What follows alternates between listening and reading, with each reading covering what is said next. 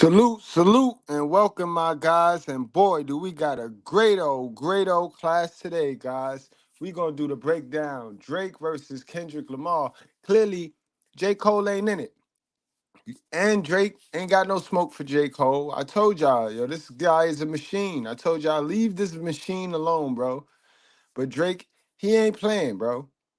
And if you thought that 7-minute drill Drake was fired from J. Cole and he apologizing, Drake, man, that boy got writers. He got, man, he got a machine behind him, bro. You heard that shit just there? Man, that was lethal. That was definitely lethal. But again, you heard him. He said, it ain't no big three. He counted him twice.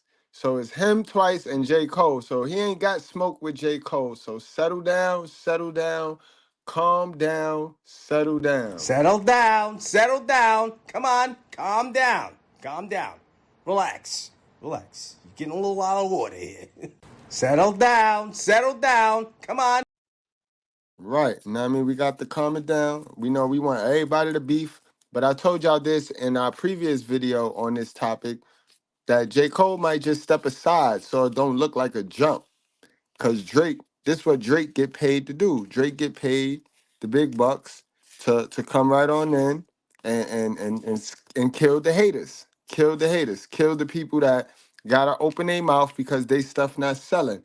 I'm not a Drake fan. I'm not a Drake stan. I just call it like I see it, and I call it the truth. People be hating on Drake because he on top. And when you get on the top, people gonna hate you, bro. People only gonna team up and want to work with the number two. You know what I mean? Their number because their common enemy is number one. You see, the common enemy is number one. So number two will team up with number three. Number four will team up with number five. Everybody will team up with anybody but number one, and they'll just hate on number one. You know what I mean? But in any event, guys, what we here to do is we here to break down the history. Where do it start? You know what I mean? Where do it start? Because I know a lot of people will add their opinion on this. I'm not here to add my opinion. I told y'all from jump, I like J. Cole.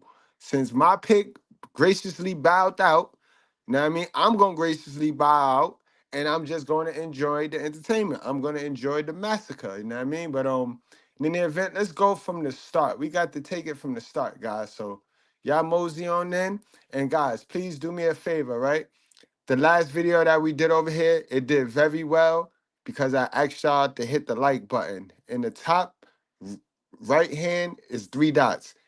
Hit the like button for me, guys. Let's see if we could do that again. I think it did well because I asked y'all to hit the like button and y'all listened. You know what I mean? Come on, guys. This is free entertainment for your afternoon. All you got to do is hit the like button. But without any further ado, let's get straight on into what we came here for, guys. From start to finish, all of the verses, all of the rhymes. You got to be live because I don't know what I'm gonna have to trim out. You know what I mean? If you're watching on the playback, I might end up if it skip or do some old weird shit. Understand that it was a part you missed and you should have been here live, guys. It's important to watch Mr. Goodbread lives because I take chances and listen. Listen. All right, guys, let's get it. Drake and Kendrick Lamar hate each other. Well, at least one of them hates the other person, while the other has tried many times to be friendly and squash things. One rapper seemed to believe that they were actually friends, while the other looked at their relationship as a business transaction. After 2 weeks of research, it's safe to say that one MC has lost every ounce of respect for the other.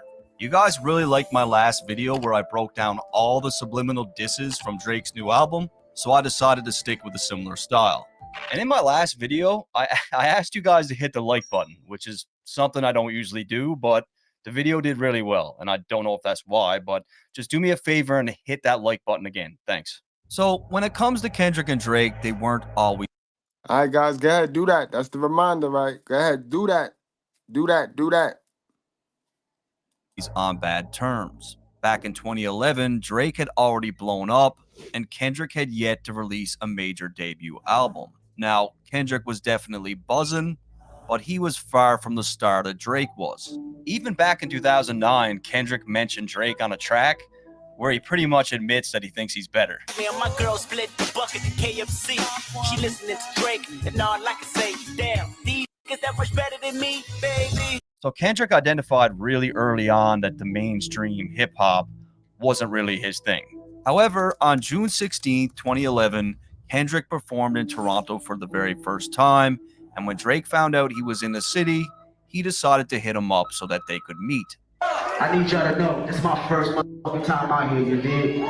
And Kendrick would speak about meeting Drake in a Double XL magazine and said, "That's a real good dude. He got a real genuine soul. We clicked immediately." And it was during that meeting that Kendrick provided Drake with a copy of his unreleased album, Section 80. Visions of Martin Luther staring at me. Kendrick said that Drake was the first person outside of his team to hear Section 80 and that Drake was blown away by the project. I even found a 2011 tweet where Drake posted Kendrick's lyrics from ADHD. We never do listen unless it comes with an 808. Drake liked Kendrick's music so much that he asked him to be on his upcoming sophomore album, Take Care. That's that for me. Throughout the track, Kendrick talks about meeting Drake for the first time and how he was surprised that Drake wasn't fake like most of the music business. Hit me on the cellular, thought he was gonna sell me a false word like the rappers I know. Kendrick outlines how Drake showed him a taste of what being rich and famous actually looked like. Sat down with a few drinks located where you can't see us. A white waitress on standby when we need her. On the track, Kendrick really battles with the idea of becoming famous as he's worried that it will change him for the worse. Yeah, like, damn, this next level that I'm going to, will I get caught up in the lifestyle and would that make me or break me? And that was what the whole record was about when I did the interlude. And I mean, even back then, we could see the difference in these two artists where Drake is talking about the Maybachs and his lavish life, and Kendrick is worried about his mental health and his, his relationships, his friendships. Is interesting because just 2 or 3 years later, the dude did get depressed from just being in the industry. I didn't know you were suffering from depression the way you said you was on the album. Like, Yeah. Did the industry cause that? Not the industry, just the change. And Drake only continues to show Kendrick more love by taking him and A$AP Rocky on his Club Paradise tour. This is my brother A$AP Rocky. This is my brother Kendrick Lamar. I'm on this motherfucking Club Paradise tour, matter of fact. My nigga Drake, TDE, high power in this, And Drake has always claimed to have fought with management to take these guys on tour because his label had other plans. There's people I can put on here that the label wants me to put on here, but I fight for this one reason, man. Like, I fight to promote what I love. You know what I'm saying? I fight to promote the music that I truly love. So Drake would mention this again in 2016 on his track 4 p.m. in Calabasas. When they told me take an R&B nigga on the road, and I told them no and drew for Kendrick and Rocky. However, Kendrick's superstardom quickly catches up with Drake, as a year later he dropped one of the best hip-hop albums of all time, Good Kid, Mad City. Producers, if you struggle finding sounds and samples that work for you, then you have to check out. I used to be jealous of him to follow. He was the one to follow. And Black Boy Fly is a bonus track, but to me, that's one of the most beautiful songs on that album. Absolutely amazing storytelling. And it was on that album where Drake returns the favor and gives Kendrick a feature on Poetic Justice. I really hope you play this, cause oh girl, you test my patience. And on the day that the album dropped, Drake even posted a tweet saying, "Congratulations to Kendrick, incredible body of work, honored to be a part of it."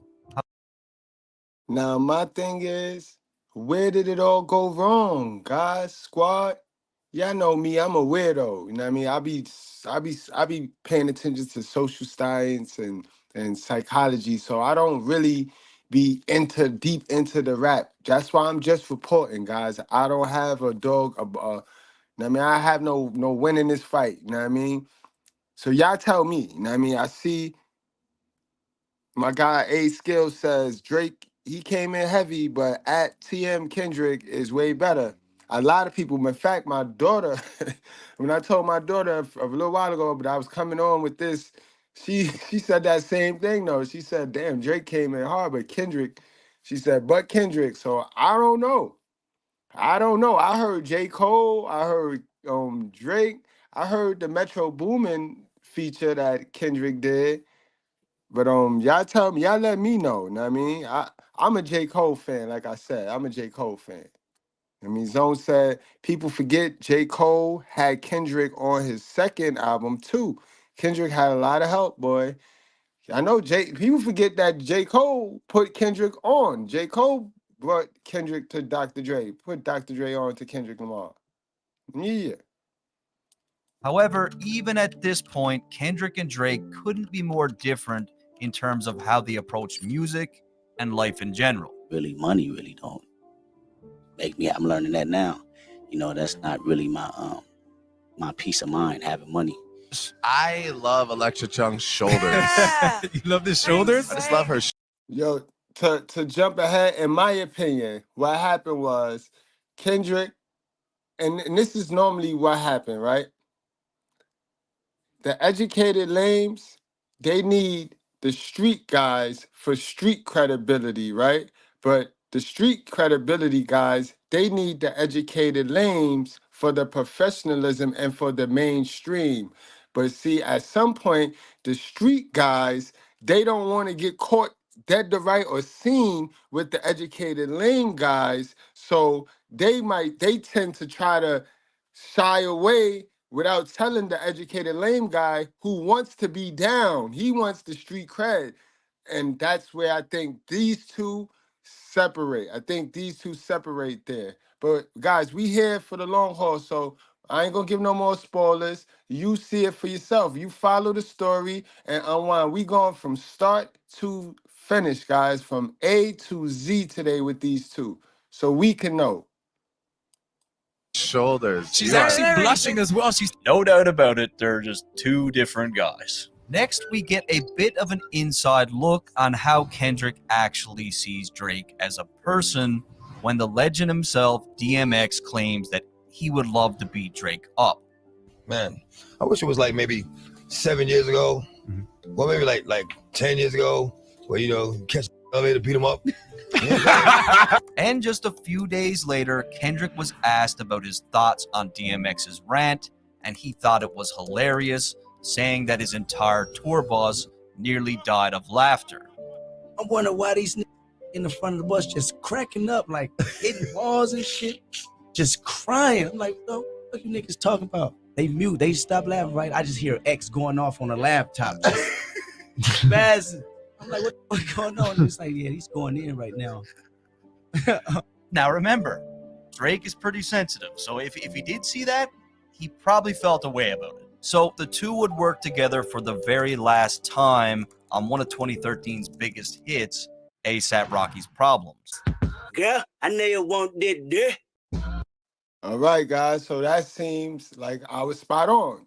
I was spot on with the psychology in these men. You know what I mean? It sounds like Drake wanted to be friends with him. Kendrick didn't mind being friends to get elevated, to get where he needed to be. But when it came time to it, the street dudes want to be street. They want acceptance from the other street dudes. So DMX cracking jokes on the bus about Drake. His man's now, the dude you chilling with, you on his tours and you getting a whole lot of money with him. But you and Drake seen that. So there you go, guys. There you go. Girl, I'm Kendrick Lamar. Well, that was it. After that, you never see these two on a track together again. In 2013, things started to get a lot more competitive between the two because at this point, Kendrick was not just an up-and-comer, he had become that guy. Getting a lot of accolades from your peers and the hip-hop icons. Thank you. I love Kendrick Lamar.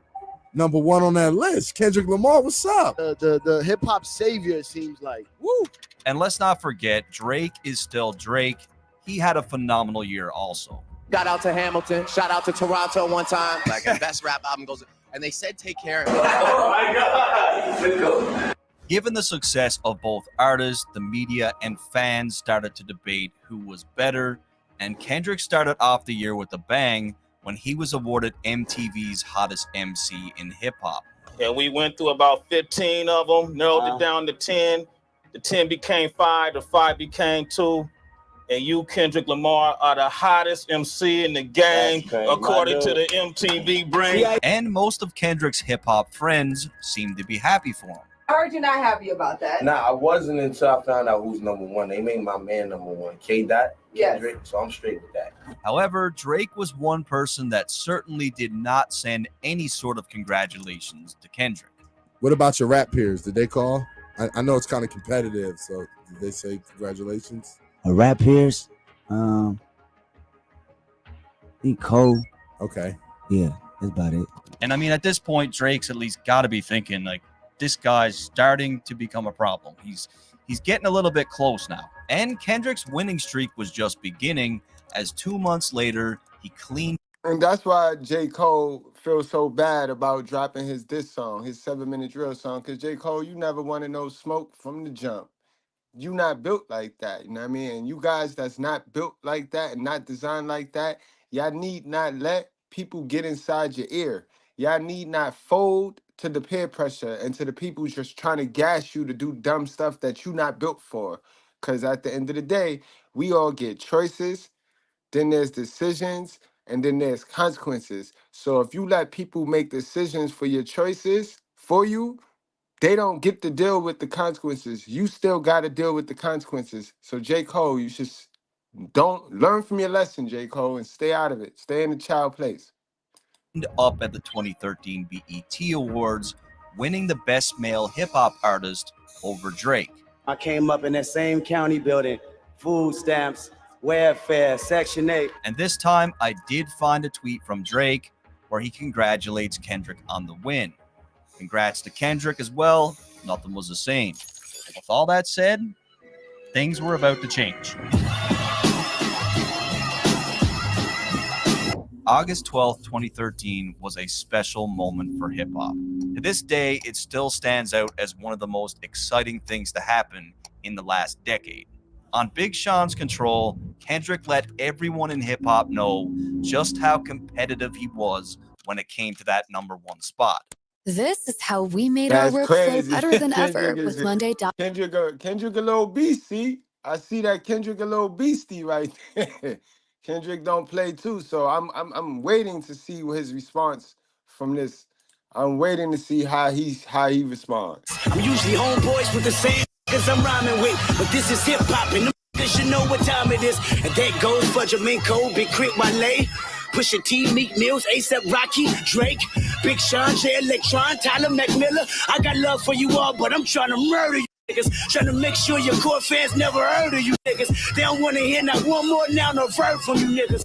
And we could really, really use a moment like that right now in hip-hop. It's rain like it's Mayweather, good music, yay weather, champagne just tastes better. And let's just give it up for Big Sean, because to me, he had one of his career best verses, but it just got overshadowed because of Kendrick's verse. I said, fuck trying and not doing, cause not doing is something a nigga not doing. I grew up the in big and pie and got ruined. So until I got the same crib, big hat in that juicy vid, bitch, I can't motherfucking stop moving. But when it came to Kendrick's verse, nobody that he mentioned had a problem with it.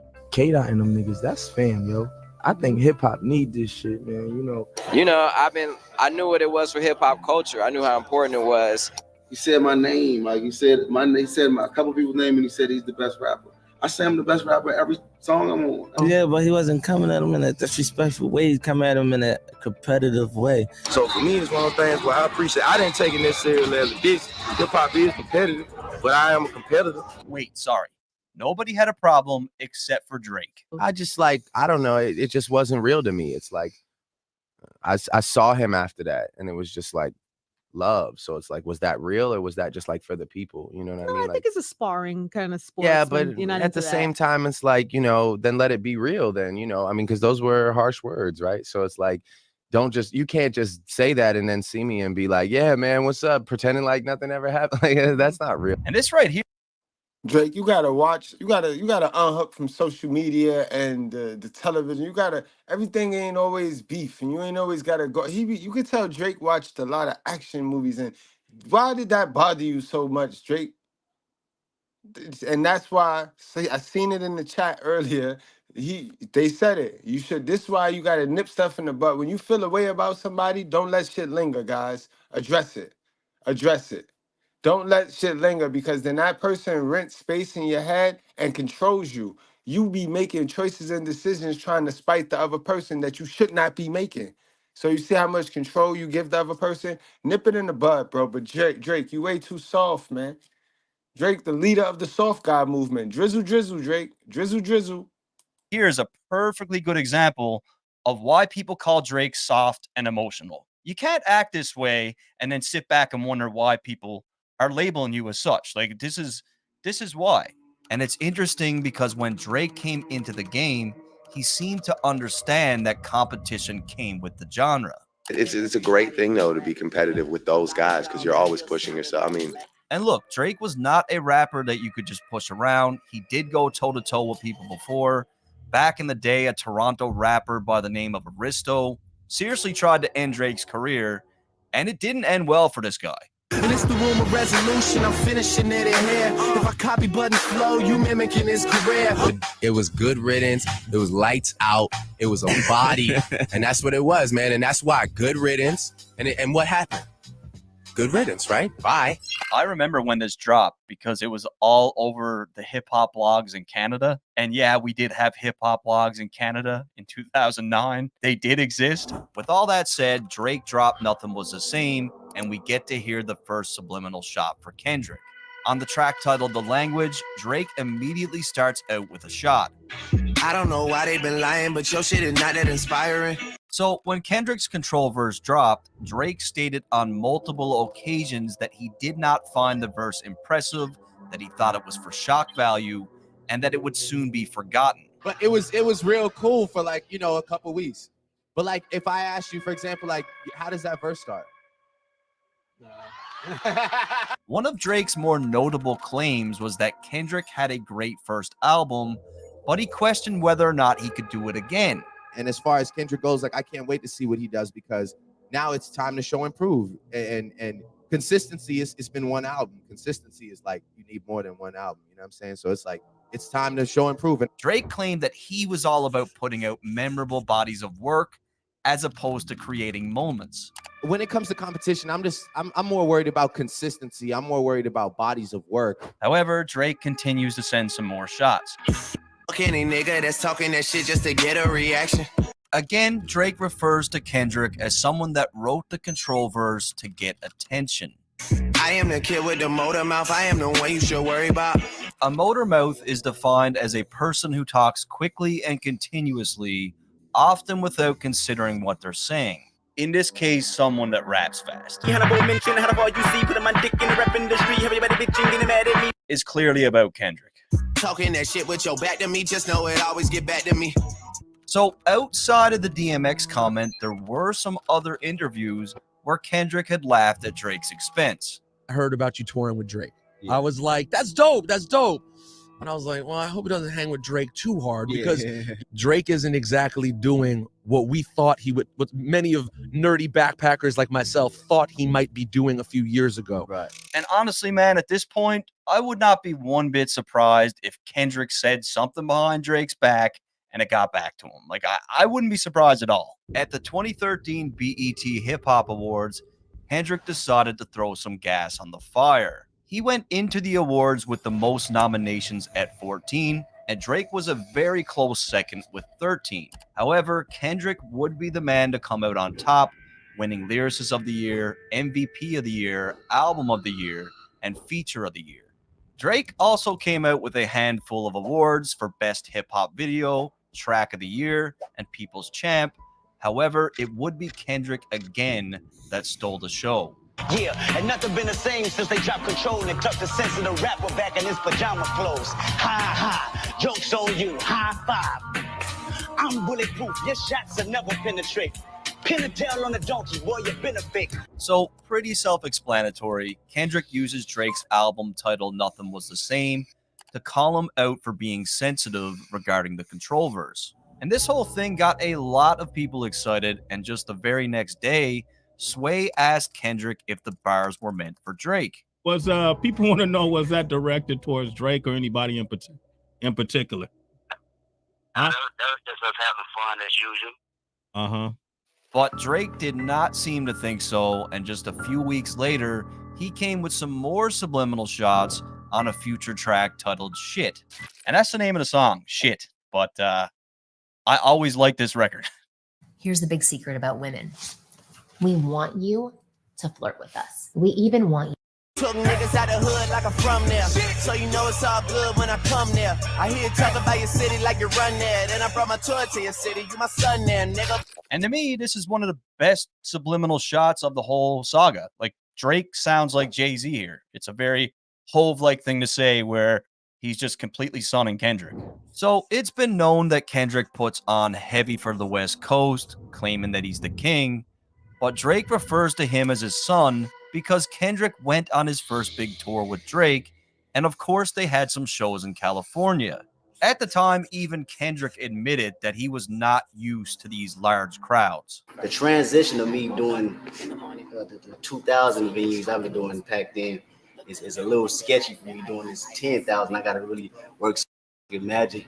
I even found a Kendrick tweet from 2012 when he was on tour with Drake where he says, "Finally home, LA, Club Paradise, let's see what happens tonight." And if a nigga say my name, he the hot shit. But if I say that nigga name, he still the hot shit.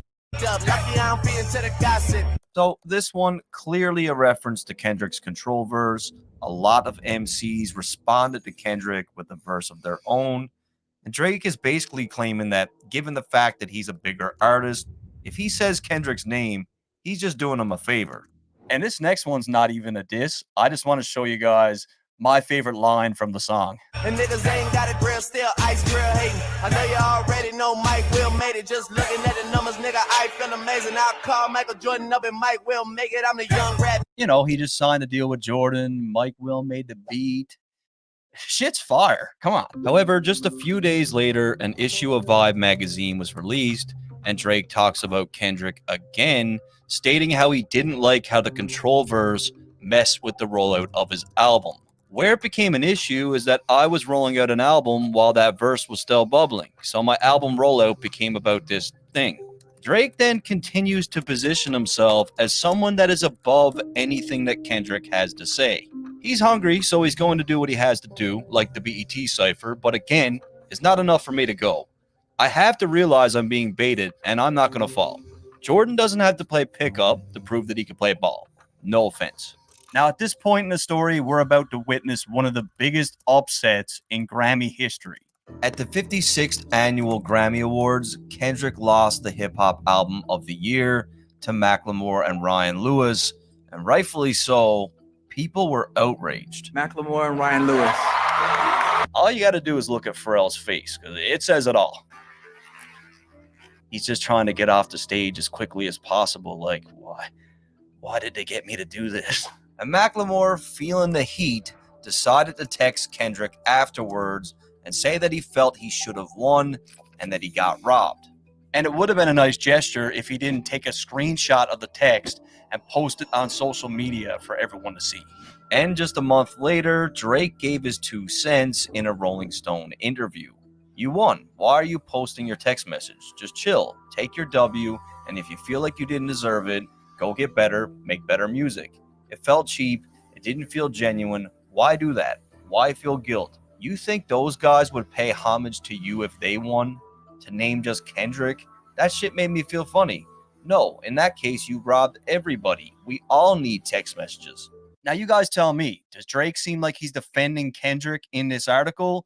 Or does it seem like he's salty because he's not in the mix? At this point, the feud dies down for about 8 months, and Drake even had some very kind words for Kendrick at his OVO Fest when he brought out J. Cole. And while you all got your phones out, I want to shout out my nigga Kendrick Lamar. Shout out to Kendrick. Kendrick was on my album. We went on tour together. That's one of the hardest niggas alive right there. He's legendary, so shout out to him. He should be standing right there. However, it looks like Kendrick did not get the message, as just 2 months later, he responds to Drake's Motormouth line on a J-Rock track titled Pay For It.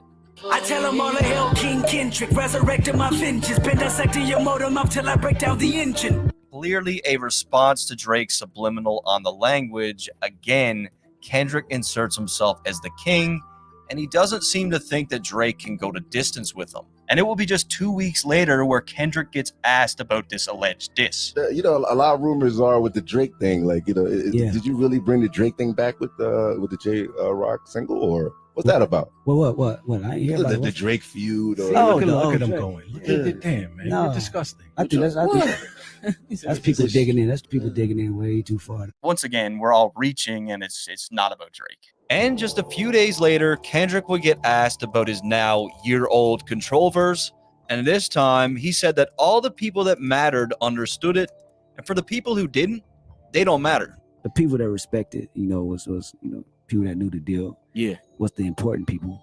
that respected and knew what it was, and people that don't respect it, obviously they're just people that don't get it, and really didn't matter. And again, Kendrick claims that the chances of seeing him and Drake go head-to-head is slim to none because they're two different artists. It's just a whole nother dynamic. I can't see myself going bar for bar with Drake. We're two different type of artists. You eat Drake. I've argued that. And I honestly feel like this is just Kendrick downplaying Drake as not being on his level. I don't think he respects Drake. I don't think he really ever respected Drake, and there's some underlying meaning behind this when he keeps saying it. Would Drake be somebody you would like to have some fun with? Nah, I couldn't. We come from two different worlds, two different backgrounds. I really don't see that playing out, as entertaining. Maybe to, the people listening, but not for myself. Keep in mind, Kendrick was classified as the savior of hip-hop. He was embraced by everyone just for the art, whereas someone like Drake really had to go to distance to prove himself, and even then, he could never win over the fans that admired a certain level of lyricism. Many consider Drake to be a pop star, and I feel like Kendrick is saying this without really saying it.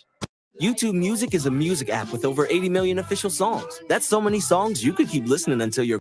Just hold on, we're going home. However, next Drake drops his surprise mixtape, If You're Reading This It's Too Late, and on that project, he had some more shots for Kendrick. They gon' say your name on them airwaves. They gon' hit you up right after like it's only rap. So Drake had claimed previously that he saw Kendrick just 5 days after the Control verse, and it was all love.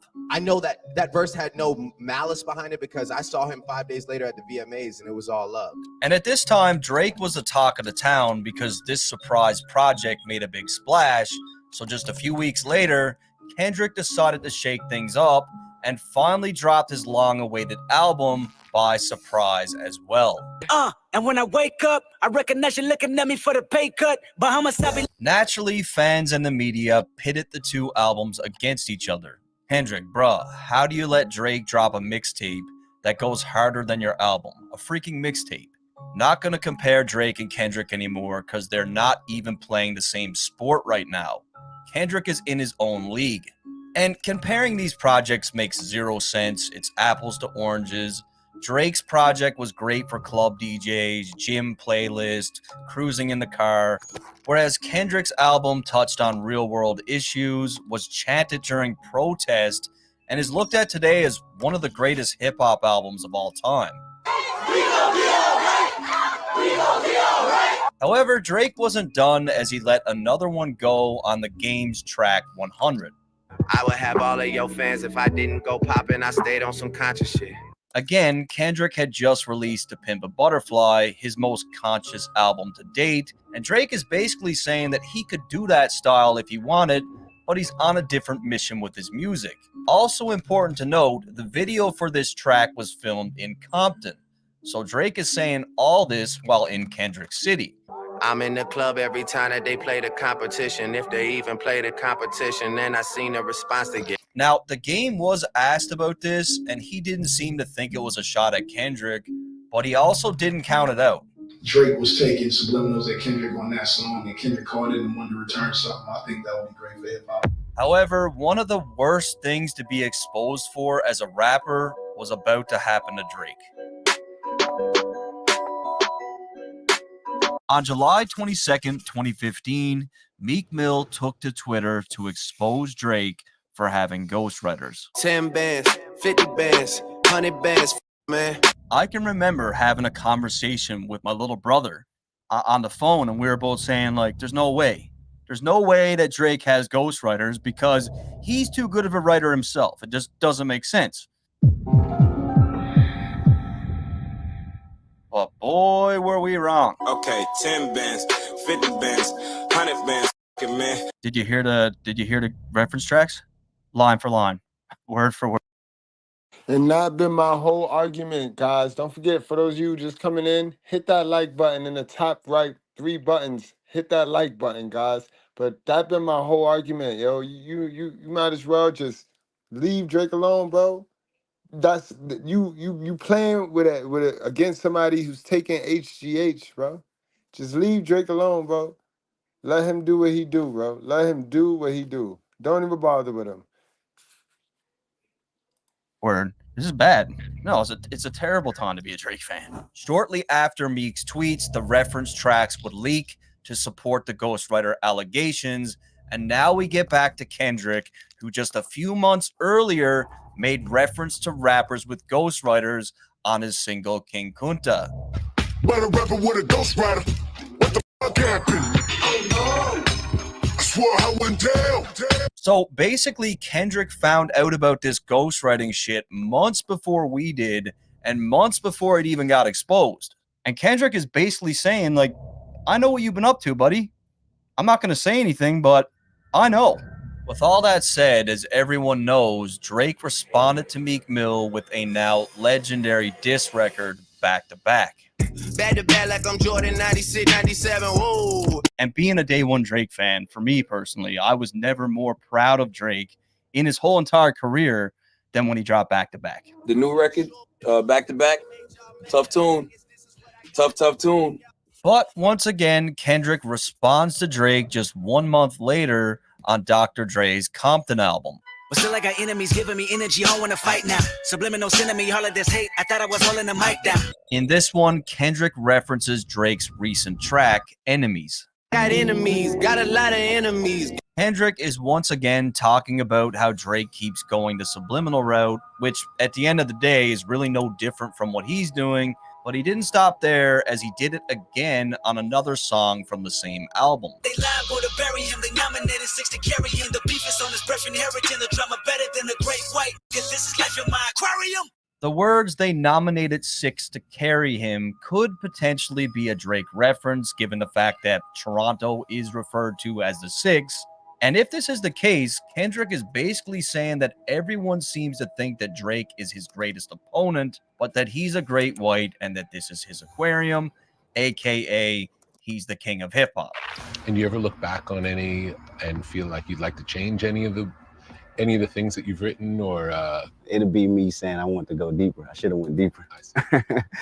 You know, I shouldn't have held back. And at this point, Kendrick finally gets his well-deserved moment at the Grammys, winning 5 awards, but more importantly, he finally clinched the Best Rap Album category with To Pimp a Butterfly. Oh, glory to God, that's for sure. Drake also racked up a bunch of accolades in 2015. If you're reading this, it's too late. Broke Spotify's record for 17.3 million streams in its first week. Hotline Bling had dominated the charts, and his collaborative album with Future also did crazy numbers. I'm Hobby, and I got Botox Cosmetic. There was a particular photograph, the lines. And I mean, even at this point, anything Drake touches is going to do numbers. Next, we get some inside information that this situation between Drake and Kendrick could have got really ugly. Former NFL player turned commentator Marcellus Wiley wouldn't say any names, but said that years earlier he interviewed one of the two rappers and it completely went off on the other. The Drake Kendrick beef, when it was really starting to brew. Yeah. I was on Sports Nation at the time, and we taped the interview with one of the people, and that one person went in on the other person. And we were ready to let this go, but then that one person's team made sure that didn't get out. So. Marcellus was quoted in a DJ Vlad interview as saying that the person went so hard in this interview that it could have brought the beef to the heights of 50 Cent and Ja Rule. And you got to keep in mind, Marcellus is trying to sell a book, and he claimed that in this book, he would expose everything that was said and who said it. And I bought the book. I spent the $13.99. I didn't read it. I searched it. And here's what he had to say. We even got Drake on tape talking major shit about Kendrick during an interview. Of course, after watching the interview, Drake's publicist wouldn't let us air that tape, but we still got it. Take my word for it. So that's it. That is the big expose. Wow. I too was cheated, Wow. hoodwinked, bamboozled, Good and research. led astray by Marcellus Wiley. Now, we need to take any self-promotion tactics with a grain of salt, but the date surrounding this thing is very interesting. Kendrick drops the Control verse on August 12, 2013. In a Hot 97 interview on September 24th, Drake was very bitter, and the very next day, September 25th, Drake appears on ESPN. And you guys could tell me what you think, but to me, I believe this story. I believe that Drake did this 100%. I personally enjoy making like great music and bodies of work. Yeah, I put a 1 in the chat if you believe Drake did that bullshit right there. I believe it. I believe it. I believe it. Put a 1 in the chat if you believe Drake went there and aired it out on some bitter shit, on some bitter emotional shit. Over like being the talk of Twitter for like 5 days, you know. However, in 2016, one man dominated the charts, and that was Drake, smashing record after record, pumping out hit after hit. Views sold 1 million in its first week and went on to become quadruple platinum that year. He had several #1 records such as Work with Rihanna, For Free with DJ Khaled, and One Dance with WizKid. One Dance actually became Spotify's most streamed song ever, and Spotify also announced that Drake was the most streamed artist of 2016. Basically, in 2016, Drake just dominated. And speaking of For Free by DJ Khaled, Drake actually mentioned Kendrick on that song. Like your boy from Compton said, you know this dick ain't free. Again, this appears to be more of a friendly nod to Kendrick, where Drake is referencing his song, which is also called For Free. This dick ain't free. However, 2017 was about to start, and Kendrick was about to take some of the most direct shots at Drake to date. Tiptoeing around my name, nigga, you lame. And when I get at you, homie, don't you tell me you was just playing. Oh, I was just playing, kid.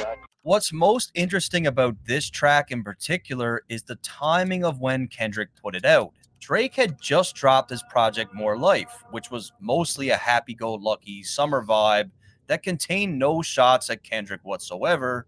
And just a few days later, Kendrick drops this surprise, aggressive 116-bar track that is full of shots at Drake. Yelling 1, 2, 3, 4, 5. I am the greatest rapper alive. So damn great, motherfucker, I've died. It's no secret that Drake has claimed to be somewhere on this top 5 list, but more recently on More Life, he claimed that he was #1 on that list. I know I said top 5, but I'm top 2, and I'm not 2, and I got 1. Don't you have 1, but it's not 1, nigga, no. So let me get this straight. Kendrick hears this track, gets the pen out, jumps in the booth, and sends a clear message just a few days after Drake drops that he's the best rapper alive. Ho Jay-Z, Hall of Fame, sit your punk ass down. Drake's been known to draw comparisons between himself and Hove, so it only makes sense that this shot was directed at Drake. Sometimes you feel like your tracks are right there, but they're just not ready to export. There's still something missing. I used to want to be on Rockefeller, then I turned into Jay. Lastly, Kendrick ends off the track to surprise fans and warn Drake that he's got a new album coming in a few weeks. You know what time it is, Annie up, this is him forever. Y'all got to late with the 7 to get your shit together.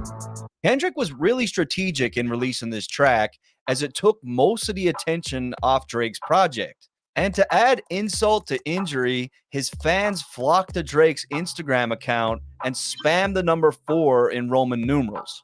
And Kendrick, true to his word, he drops the album, and he has some more shots for Drake. Niggas wanna flex on me and be in LA for free, huh? Next time they hit the 10 freeway, we need receipt, huh? Kendrick references Drake's track For Free, and although Drake is from Toronto, he's lived in Calabasas since 2012. With that said, Kendrick is more than likely talking about how Drake was in Compton while shooting the video for 100. Kendrick is from Compton, probably didn't like it. Most of y'all throw rocks and try to hide your hand. Just say his name and I promise that you'll see Candyman. At this point, Kendrick is begging Drake to just call him out. He makes a reference to a popular 90s movie, Candyman, where the premise of that movie is if you say Candyman's name 5 times, he'll come kill you. Kendrick is basically saying, if you say my name, your career is dead.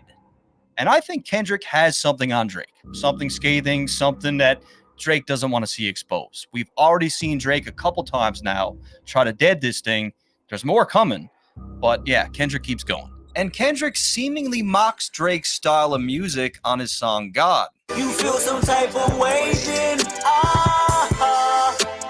There's nobody going to tell me that he's not mocking Drake here because Kendrick doesn't usually sound like this. This is Drake. I'm about to glow. Next, we hear Kendrick on Future's smash hit Mask Off, and this one is a very direct response to one of Drake's shots. Platinum. Gotta look at yourself and ask what happened. How y'all let a conscious nigga go commercial while only making conscious albums? Very clearly a response to Drake's claims on 100 when he claimed that he could take all of Kendrick's fans if he were to pursue the conscious hip-hop lane. And I stayed on some conscious shit.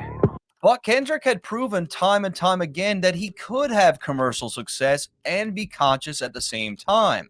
At this point, he had 3 cohesive projects under his belt, all of which were extremely successful. I'm African-American. I'm African. I'm black as the moon. Heritage of a small village, part of my residence. Kendrick had also proved that he could easily navigate the pop music lane, having massively successful features with artists like Taylor Swift. We was OG like DOC, remember that. And again, when you listen to that track, he's not compromising his sound. Like he's still rapping. It's all bars. Now, I'm sure none of you forgot about Drake's ghostwriter claims, and Kendrick didn't forget either. In an interview with Rolling Stone, Kendrick gave his 2 cents on the situation. It depends what arena you're putting yourself in. I called myself the best rapper. I cannot call myself the best rapper if I have a ghostwriter. If you're saying you're a different type of artist and you don't really care about the art form of being the best rapper, then so be it. Make great music, but the title, it won't be there. And no matter how you slice it, the dude is not wrong. To be the best rapper, you need to write your bars. I would be lying if I said that when I found out that Drake had ghostwriters that I didn't look at his music differently. I still listen to his music, but even now, when he says something dope, I got this little voice in the back of my head that says, yeah, it's dope, but did he write it? However, Drake attempts to keep it friendly again by tipping his hat to Kendrick when Damn outsold More Life by over 100,000 copies. Amazing to see our music moving. A fan had also commented, get Drake, Kendrick, and J. Cole on the same record, and Drake liked the comment. Now, I hope at this point you guys can see the theme of Drake trying to squash it. And Kendrick seemingly responds to Drake's praise on his track All the Stars with SZA. Fuck you and all your expectations. I don't even want your congratulations. Kendrick is not trying to hear it. Just save the bullshit. Damn, now that was a sneaky one right there. I done heard that song so many times and I never realized that's what he was talking about. I don't want your congratulations. That boy Kendrick, he ain't, you know, he's sitting back right now. He fitting to drop some shit, y'all. It's finna to be interesting, man. It started with Cat Williams and then it's been up. A hell of a 2024. A hell of a 2024. Oh, you important, you the moral to the story. You endorsing mother. I don't even like you. I don't even like you, bro. Like, which is true. However, on the exact same day, Drake drops a track with some of his most obvious shots to date, Diplomatic Immunity. They try to compare us, but like a job straight out of high school, there's no you and I. I taught you everything you know, now you got student pride. Drake does not like the Kendrick comparisons, and he brings it back to when he helped Kendrick with his career early on. What makes this clearly about Kendrick is the No You and I line, which were both tracks from Kendrick's To Pimp a Butterfly. And I love myself. The world is a ghetto. The two would then go head-to-head at the 2018 Billboard Awards. Many questioned who would be crowned as Rapper of the Year, and once again, Kendrick came out drastically ahead. It's time for me to get set up for therapy, and I use this room as my office. But the desk is over here, and not your future, not your comfort, not your reverend, not your glory, not your heaven, not your angel. And yet again, Drake attempts to be friendly by sharing some old Twitter DMs between himself and Kendrick. Yo, my man, what's the word? Finishing my project, Section 80. When you back in Cali? I know that shit'll be incredible. We got to do something for real. I'll be back for BET Awards this month.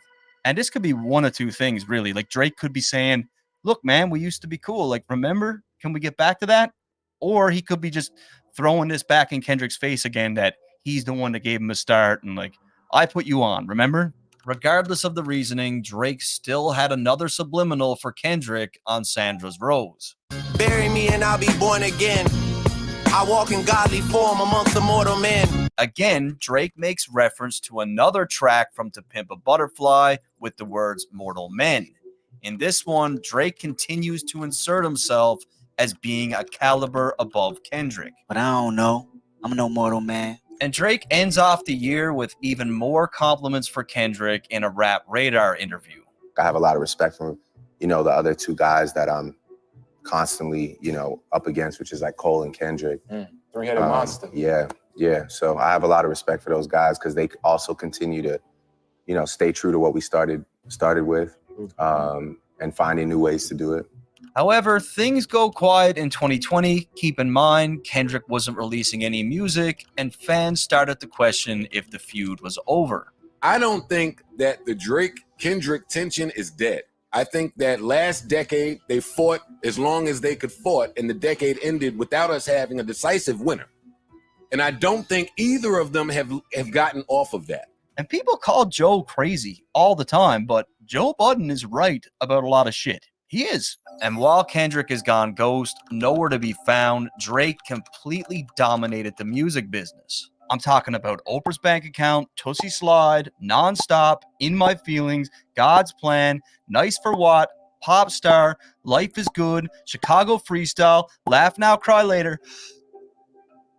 This is just undeniable. Like, there's no other artist on earth who is doing this except for Drake. However, in 2021, the boogeyman himself, Kendrick Lamar, rises from the dead and has some shots for Drake on Family Ties with Baby Keem. Smoking on your top 5 tonight. Again, he's firing back at Drake's now overstated top 5 claims. Top 5, no debating. Top 5. And Kendrick would continue on to address Drake's claims about being the GOAT. I am the Omega. PG Lane, Rolly Gang, SIE. Don't you address me unless it's with 4 letters. At the end of the track, Baby Keem seemingly reveals that Drake has been DMing his girl.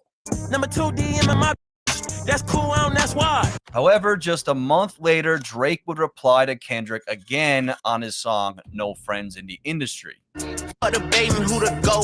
Then I make the shit about the numbers, all I know. Drake knows at this point, when it comes to selling records, when it comes to breaking records, nobody is standing next to him in hip-hop.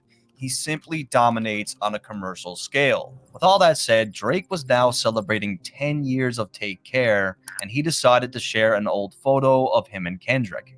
And I get it. Like, he helped with the project. Nice gesture, but why keep doing this? Why keep being friendly to someone who doesn't respect you? However, at this point, 4 years have passed since Kendrick had dropped an album, and while he was on a Milk Box Missing, Drake was still very much active, releasing Certified Lover Boy. That album went on to break Spotify's record for the most streams in a single day, and in that same year, he also had some notable bangers like Wants and Needs with Lil Baby.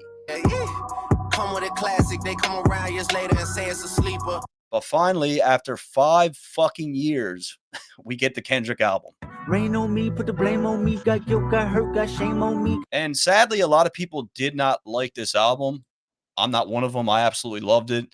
I'm also a big therapy guy because I'm bipolar. I don't really have any choice but not be a therapy guy, but this project definitely connected with me, at least. And it was on this album where Kendrick admitted on a song that he didn't understand why Drake and Kanye squashed their beef. When Kanye got back with Drake, I was slightly confused. Guess I'm not mature as I think. Got some healing to do. And in my opinion, this is just Kendrick's way of telling Drake that he has zero intentions of ever patching things up with him. And there's people that we meet all the time that we just don't like. Like sometimes it's for no reason at all.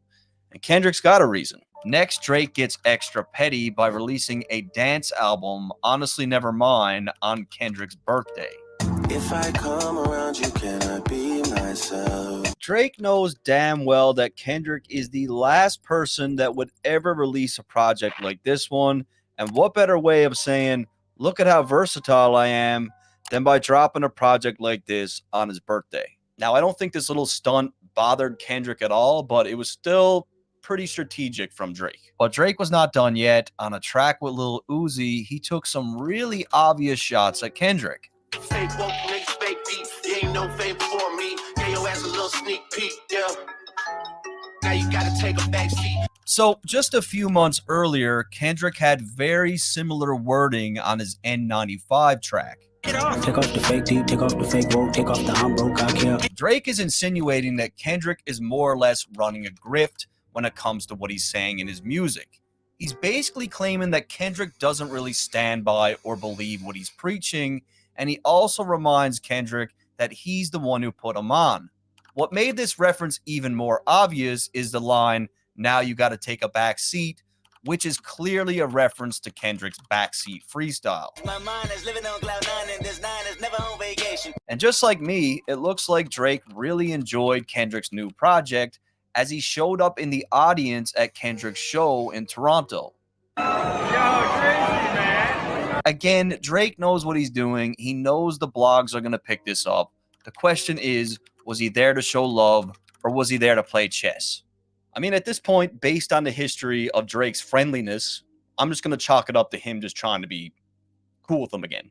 And for Kendrick, what better way of taking 5 years away than by dropping an album and cleaning house again at the BET Awards? Going into the awards, Drake was way ahead of everybody with 14 nominations, but it didn't matter because Kendrick mopped the floor with them, winning Best Hip Hop Video, Best Live Performer, Lyricist of the Year, Video Director of the Year, Album of the Year, and Artist of the Year. However, Drake wasn't very impressed with Kendrick's 5-year delay, and he let everyone know about it while on tour. I don't know about these guys that go away 3, 4, 5 years, want to chill out, all that shit. That's not me. And I want to ask you guys this. How many times has Kendrick said something nice about Drake in the last decade? 0.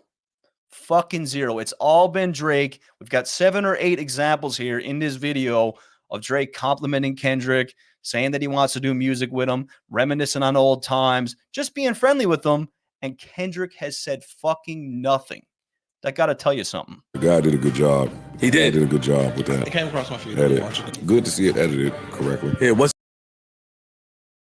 And that's a fact. Big up to my guy, my white bread, for delivering the news with the facts. You know what I mean? Big up, and salute to him. Guys, that leads us to right now and today. So let's get straight on. Let's keep it moving. We going from A to Z. All right, let's get it, guys.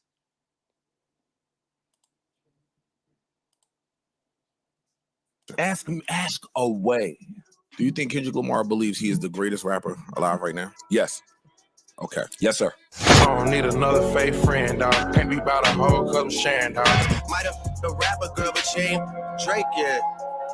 Everyone's talking about Kendrick Lamar throwing some major shade at Drake and J. Cole in a new track. This all went down on an album dropped by Metro Boomin and Future. The track's called Like That, and Kendrick doesn't hold back, claiming he's the king of the rap game. But with the album being a Metro Boomin and Future collab, it looks like they've got their own beef with Drake, especially Future, who seems to have a specific bone to pick with Drake. Let's dive deeper into what's going on. But first, let's take a step back and explore the bond between Drake and Future. These two have been hitting the studio together for a while now, creating some real bangers that have taken over the charts. Their partnership goes beyond just dropping occasional tracks together. They formed a real friendship, both behind the mic and away from the studio lights. Their collab on the mixtape, What a Time to Be Alive, which hit the shelves in 2015.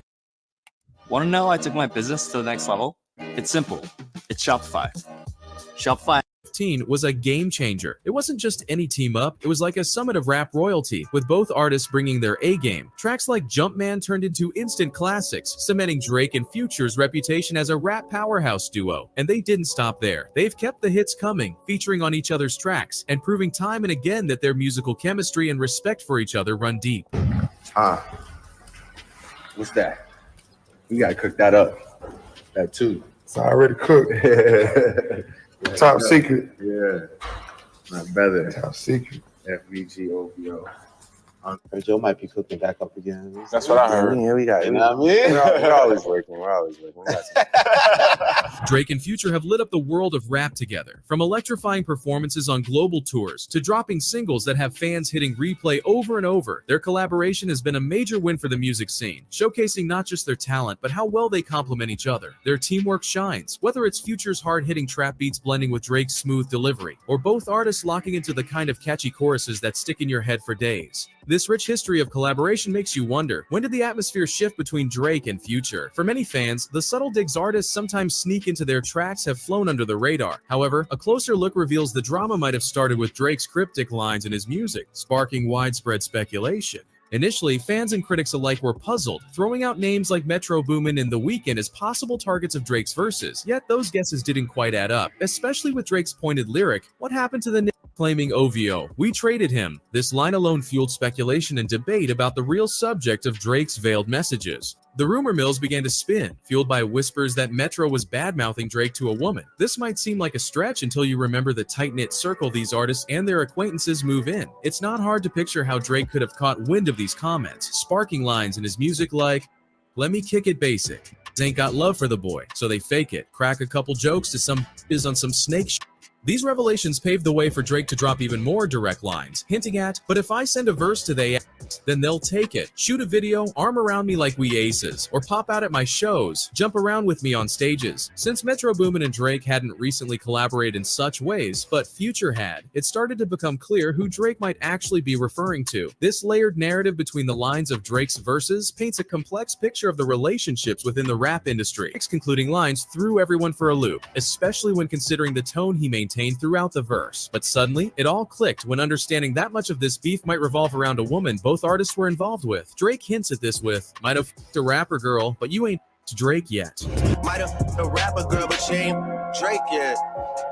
This glimpse into the drama unfolds a complex story of intertwined relationships, potential misunderstandings, and maybe even clashing egos within a closely connected music industry. As these subtle hits accumulate, they sketch out a narrative of a friendship and working relationship that has shifted from its once collaborative and supportive nature to something more strained, both personally and professionally, between Drake and Future. The intrigue doesn't stop there, though. Fans are now dissecting the lyrics and the deeper meaning behind the tracks on Future and Metro Boomin's album, We Don't Trust Ya. While Kendrick Lamar's direct approach has been the talk of the town, there's a growing suspicion that the album also contains veiled digs at Drake. Right from the get-go, Future comes out swinging in the opening track, suggesting a possible fallout with Drake. Future's lyrics are cutting, painting a picture of someone who acts like a #1 fan, but also engages in sneak dissing and pillow talking like a fed, phrases that fans are speculating might be pointed at Drake. The line, "Can't be about a hoe, cause we sharin', dog," seems particularly pointed, almost as if it's speaking directly to Drake, flipping his own lyrics back at him. The entire album is rife with what could be indirect shots at Drake, leaving fans to piece together the puzzle of what's really going on behind the music. I don't need another fake friend, dog.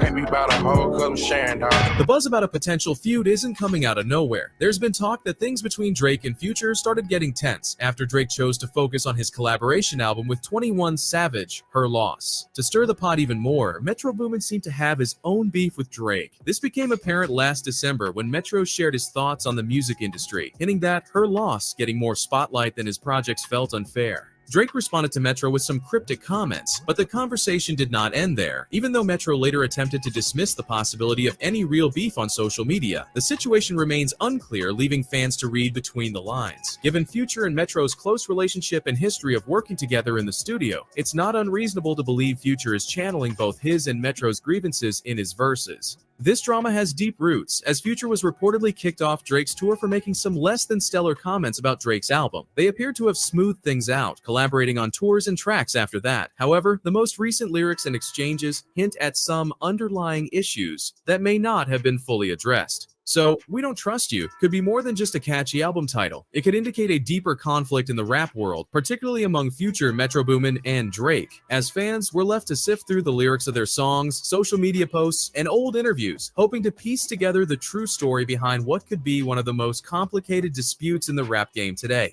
With all of this drama unfolding, the rumor mill is working overtime, pulling in other big names from the rap scene. Take, for instance, Rick Ross popping up on this album with Future and Metro Boomin. This move has fans and critics buzzing with even more speculation, especially when you think about the musical history Ross shares with Drake. They've teamed up in the past, delivering tracks that fans couldn't get enough of. But now, there are whispers suggesting Rick Ross might be throwing shade at Drake, adding another layer of intrigue by featuring on an album that seems to be subtly targeting Drake. These rumors have everyone on edge as they try to figure out what is really going on behind the scenes. Rick Ross's involvement is especially surprising given his previous good relationship with Drake. Everyone is wondering what's going on here. Has the dynamic changed? Ross's appearance on an album recordings. It's like it's Drake against the world, guys, right? It's like Drake against the world, yo. God damn, yo. That boy bad. That's a bad motherfucker. He got the whole world after you? Sheesh. Album that is part of this brewing storm alludes to complex relationships and alliances in the industry, leaving fans wondering about the true nature of these connections and how they evolve over time in response to conflict. And Rolling Oaks. And I heard it's a trap house. They said Rick Ross a billionaire. Yeah, he ain't no billionaire. He over-exaggerated everything. Y'all better stop believing that. He do shit for the gram. And Drake, I want you to call me because I got something to tell you personally. He talk about your family back and he racist too. He talk about Drake like dog. I'll tell you Drake business allegedly. Cause he Yo, you see why you can't trust these women, yo? You see why that's Rick Ross' baby mother. She gonna say, Drake, call me. Listen to that, guys. You gotta stop pillow talking with these females, bro. Cause when the wall go down, especially if you playing this gangster tough guy role, cause when the wall go down, bro, she telling, bro. Response to conflict. And Rolling Oaks. And I heard it's a trap house. They said Rick Ross a billionaire. Yeah, he ain't no billionaire. He over-exaggerated everything. Y'all better stop believing that. He do shit for the gram. And Drake, I want you to call me because I got something to tell you personally. He talk about your family back and he racist too. He talk about Drake like dog. I'll tell you Drake business allegedly. Cause he pillow talk with me all through the night when he wants sandwiches and wake up. His sleep pattern out. This whole scenario has turned up the heat in the rap community, with whispers hinting that artists are being pressured to choose sides in the beef. It's a stark reminder of how intricate and complicated relationships within the music industry can become when conflict arises. Rick Ross joining forces with Future and Metro Boomin on this project has everyone asking questions about the relationships and loyalties among these artists. Considering the solid history and mutual respect shared between Drake and Rick Ross, this new development has left fans scratching their heads, wondering where allegiances really lie amidst this growing tension. In the midst of this escalating beef between all these rappers, Joe Budden has taken it upon himself to dissect the core of the dispute, paying special attention to the defiant message Kendrick Lamar is sending to Drake and J. Cole. Leveraging his platform, Budden thoroughly analyzes Kendrick's bold declaration of being the unrivaled force in the rap game. On his podcast, he dives deep into the lyrics stirring up the rap world, shedding light on Kendrick's motivations for such direct confrontations and their implications in the broader rap battle arena. Budden's analysis peels back the layers of this rivalry, emphasizing how Kendrick is shaking up the established order, boldly claiming his spot at the top of the rap pyramid. With his deep knowledge of rap and a sharp eye for what makes lyrics pop, Joe Budden really dives into Kendrick Lamar's challenge to Drake and J. Cole. He looks at what Kendrick's words mean not just for these artists, but for the whole rap scene. Budden isn't just scratching the surface. He's getting into the strategy behind Kendrick's words and how they might shake things up between him, Drake, and J. Cole. Listening to Budden, you get to see the bigger picture of why Kendrick's claiming he's the best matters so much. So, there you have it, a deep dive into the latest rap drama. Kendrick Lamar has thrown down the gauntlet, calling out Drake and J. Cole in a bold move. Meanwhile, the drama between Future and Drake seems to hint at some old tensions, and figures like Rick Ross and Joe Budden, they're right in the mix, each adding their own flavor to the story. Now, we're left with some big questions. Will Drake hit back with his own diss track? What about J. Cole? Is this the start of something bigger, or will things cool off? And really, what kind of music will come out of all this drama? And we got the answers to that because we know that J. Cole, right, they didn't play the lyric, but the lyric that Kendrick Lamar said in that song with Metro Boomin and Future was F the Big Three. There's some shit to that effect that it is no beat, it's just Big Me, F the Big Three. And that's what prompted J. Cole to make his 7-minute drill song. I'm bringing y'all up to date from what we just saw. Because Kendrick Lamar, as you know, from what we just saw, he's not trying to ever be cool with Drake ever again. So this is what prompted him to make his verse, Fuck the Big Three. And then we know J. Cole made his 7-minute drill song that he apologized for.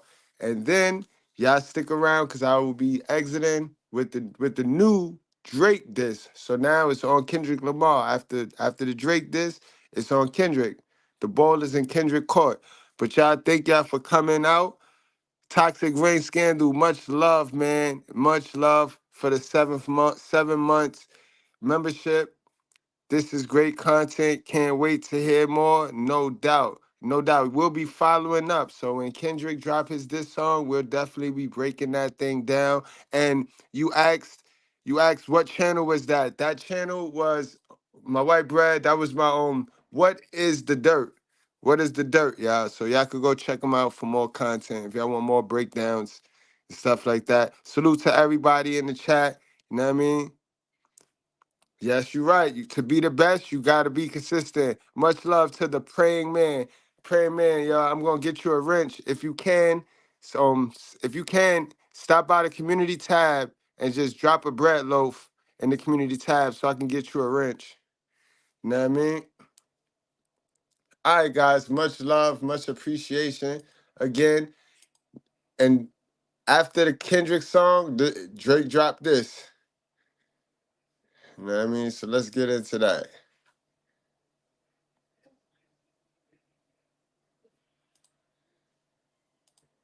Hold on. Let me get it.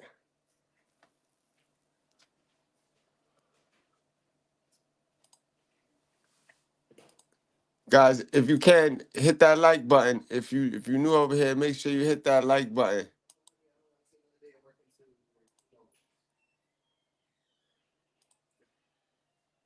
Did he said worry about what's going on with Puff? And did he allude to the fact that Puff and them boys, them bad boys, and them Maybach guys, them dudes be taking other men shopping? Cause he did say they be doing what we be doing for women, for niggas. He did say that. Like, I'm just listening. This just dropped earlier today. Salute to my brother Zone. You know what I mean? That's who y'all check out Zone 864 TV if y'all want to hear this or y'all want to burn a copy or whatever. But that's where I got this from right here, y'all. Man, did he just blow up Puff? Yo, I gotta hear that back. Yeah, yeah, and he said his name. He said his name. He said Ricky. He said Ricky. Yep, he said Ricky. And Diddy. That would be the rhyme. But he spared Diddy and oh man. Drake. And it's a fact though, scheming, all of them songs, yo. Remember when Lil Wayne and them was running with on Maybach Music and they had they merge, man. And all them songs that Lil Wayne and Drake was on with Rick Ross and he did make me, yeah, he not lying. Got me out here. He said, I don't care what Cole think. I don't care what J. Cole think. What he do, he could apologize all he want. This man, it's about to get nasty. He said, it's me twice. I had to leave you out. So there you go. You know he don't have beef with J. Cole. It's him twice and J. Cole in the big three. All right, guys. Y'all wrap up, strap up, drink responsibly. I'll check y'all later, y'all. Be good.